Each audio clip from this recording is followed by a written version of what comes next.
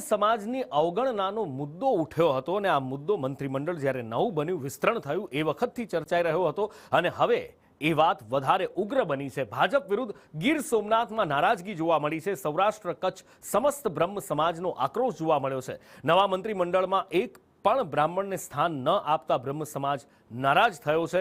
બ્રહ્મ સમાજને યોગ્ય પ્રતિનિધિત્વ આપવાની માંગ કરવામાં આવી છે। સાથે જ વિધાનસભા ચૂંટણીથી અત્યાર સુધી અવગણનાનો પણ આરોપ છે। ભારતીય જનતા પાર્ટીની અંદર બ્રહ્મ સમાજને સંગઠન તથા સરકારમાં સતત અન્યાય થઈ રહ્યો છે એવું ગ્રાસરૂટ લેવલે યુવાનોને વડીલોને લાગી રહ્યું છે।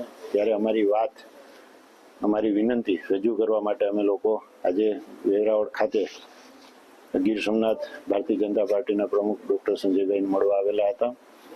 મારી સાથે તાલાળા, સૂત્રાપાડા, વેરાવળ, ઉના, કોડીનાર સર્વેના તાલુકા બ્રહ્મ સમાજના પ્રમુખો પણ આવેલા છે।